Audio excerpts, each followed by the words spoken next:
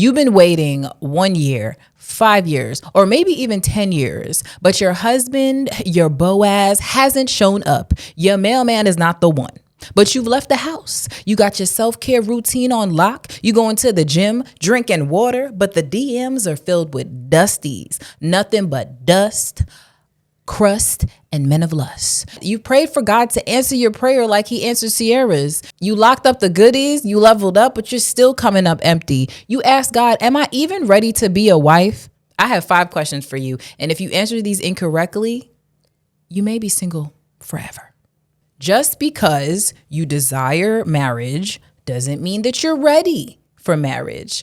Just because you are lonely, just because you drink water and go to the gym, does not mean that you are ready for marriage.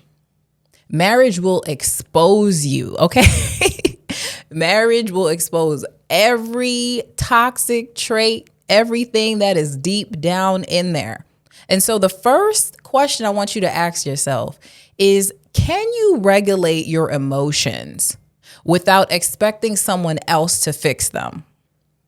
Can you? A lot of times you get into marriage and you're just like, okay, well, this man needs to just deal with me. You know, maybe I'm just going to give the silent treatment when I'm pissed off. How do you handle your emotions? Are you unhinged? Do you get a little loud? Do you get a little crazy when you're upset? Do you throw things? Do you disappear off the face of earth? Like, how do you regulate your own emotions? Or do you expect a man to come in and be able to regulate them for you? This is a question you have to ask yourself, because you are an individual. Even though when you're married, you become one, you are still an individual and you have to show up a certain way. And the way you show up will affect your marriage. Number two, how do you handle conflict? How do you handle disappointment? How do you handle unmet expectations? Do you have tantrums? Are you going to give your husband the silent treatment? I'm not even going to lie, in the beginning of my marriage, I would give my husband silent treatment and I would just not talk to him for days.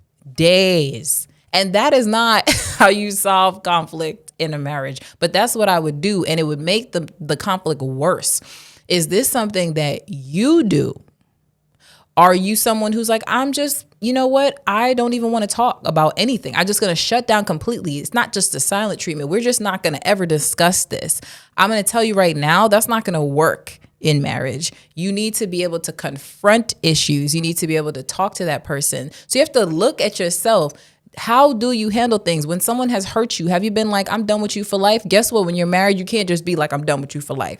Okay? Because you're doing life together. This is a covenant. Okay? So you have to ask yourself these questions. Also, when you don't get your way, are you crying? Are you going to be pissed off? Are you going to act back? Like, are you going to be vengeful? Are you going to do something nasty to be like, hey, I didn't get my way, so now you don't get your way? I'm telling you, that's not going to work in marriage. Marriage is all about serving another person, and God designed marriage to make you holy. Are you ready to be holy? Are you ready to have to go into the depths of yourself and sacrifice the way that you thought, no, I want it this way, but your husband wants it that way? Are you ready to submit? Are you ready to submit to that man's leadership, even if it's something that you don't want to do, but he feels like God is telling him to do it this way? Will you submit and sit back and trust the God in him? These are questions you have to ask yourself, because I'm going to tell you, when I got married, I wasn't quite there. Submitting was kind of hard, but I've gotten so much better over time. And you can get better over time, but these are things that God is paying attention to.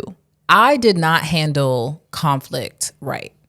And I remember this one time that I wanted a dining room table, like a brand new dining room table for our apartment when we had first got married. And I wanted it to be new and I wanted to look a very specific way. And when I tell you I had a tantrum hissy fit, not knowing that my husband had already been planning to surprise me with family at home, that decorating a whole dining room table. It was a used dining room table, but it was perfectly fine. And to the point where my husband was going to take me out. And because I was so upset that it didn't go my way, and I was giving him the silent treatment, I was pissed off that we didn't go out and that he had to send all these people home. I looked crazy. Okay, I looked crazy. And when I got there, he already had a surprise for me and everything worked out, but I needed it my way. I'm telling you, these are the things that you have to pay attention to, because when this happens in marriage, it can cause so many unnecessary conflicts, and God is paying attention to your heart. Number 3, are you secure alone? Like, seriously, are you hoping that marriage is going to complete you and fill you up? I'm going to tell you right now, you still going to have that void. Marriage will not complete you. I love my husband so much. I'm so grateful for our marriage. But marriage, it does not take the place of God, and it will not fill you up. I promise you. I think a lot of times we feel lonely in our singleness, and we think, well, the only way to fix this is just to get married. Then I won't feel so lonely all the time. And while you will have a partner to do life with, and it's great, you will still feel lonely because there's a God-shaped void that only God can fill. So are you secure by yourself? Can you do things by yourself? Could you go out to dinner by yourself? Can you, or do you feel like I can't do this and I'm codependent and I need someone else to survive? What are you going to do when you're a man is out there working hard? Maybe he has a business. Maybe he has a job, right, that takes up a lot of hours. Are you going to be like, man, I feel lonely and stuck again because my husband he has a job. He has a role, a purpose that God has given him. Or are you going to live in your purpose and move and know that you are good? Are you going to be secure in the fact that you have a relationship with God and that not only is your husband called to something, but so are you? Or are you going to just whine and cry and be like, I need to be this person all the time? We are now one. So that means we do every single thing together. I promise you, you ain't even going to want to do everything together. Okay. So if that's something that you feel like you're not secure by yourself, that's something you need to ask yourself and figure out how to work through that. Number 4, are you prepared for sacrifice and service? I don't think people understand the true sacrifice and service that goes into a marriage. When I tell you the amount of sacrifice that I've had to make, a lot of people are like, I shouldn't have to sacrifice myself to be in a marriage. I'm gonna tell you right now, you're gonna have to die to yourself. I know that's not a fun thing to hear, and I'm not saying that you completely lose who you are as a person, because obviously God made you as an individual, but there are so many things that God is gonna undo. There's so many things that, are going to change. A lot of people say, I don't want to change in marriage. I just want to be who I am. Someone should just accept me for who I am. I'm going to tell you right now, marriage will change you. It's not like you go into a marriage inherently trying to change the other person, but marriage does change you. It's just like your relationship with God changes you, right? It changes your heart. It will change you. And so if you come into something and you don't have any willingness to sacrifice, any willingness to serve your husband, someone who is completely different from you, someone who's probably going to piss you off sometimes, I don't know if you're ready for this, because that's what God is asking us to do. He literally compares marriage to what Jesus did, which was died on the cross for our sins. That is ultimate sacrifice. Like, he was nailed to the cross. It's gonna hurt. Everybody's like, oh, marriage is so great. It can be great, but it hurts sometimes too, because you're like, well, I want to do it this way. I want things my way, but it cannot always be your way. Sometimes you're going to have to do some things differently. And serving sometimes means waking up super early to make breakfast for your husband because he's going to work and maybe you're a stay-at-home mom or something, right? Like, or you have a child and you're losing sleep, and so that your husband can get a nap, or other way, like, are you ready for that level of sacrifice? We're so used to being by ourselves a lot of times that we're like, oh, well, I can just do whatever I want. Like, I could sleep in, I could keep the light on. I want it this way. I want the temperature at this, but can you turn the temperature down even though you're cold? I couldn't, but I'm better now. I'm better now. Number 5, can you apologize sincerely? Like, truly say, I'm sorry that I did this. In the beginning of my marriage, I felt like my husband couldn't apologize when he was wrong. I felt like there was some pride there. Like, right? And I had a little pride too. Like, I'm not saying sorry. He the one that did this. But it's like I responded rude to you, or maybe I raised my voice. And I shouldn't have done that. That's not what God calls me to do. Ephesians 4, like, we should speak and uplift our spouses. Can you do that? Can you apologize and say, hey, I was wrong? If you've had some conflicts in the past and you've cut your friends off and you were wrong, you were never able to apologize to your friend, how are you going to apologize to your husband?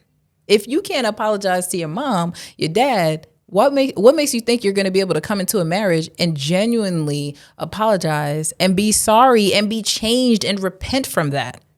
These are important questions you need to ask yourself. And it could be why you haven't met your husband yet, because God is preparing you for that. And I have a bonus question that you should ask yourself. Can you receive correction without defensiveness? I used to have a spirit of offense. I would get so offended at everything my husband would say, everything he would, I would be like, oh, you're criticizing me. Oh, that's like, he would just be, let's say he's like, oh, that thing is yellow. And I'm like, why would you say it's yellow? Why would you say it like that? Like, what do you mean like it's yellow? And it's like, it is actually yellow. It's not like red or whatever. Like, if I say it's red and he's like, it's yellow, and then I find out it's yellow, it's like, okay, I think you're right. This is yellow. I don't have to be defensive, right? These are things you have to ask yourself. Can someone tell you, hey, that was wrong?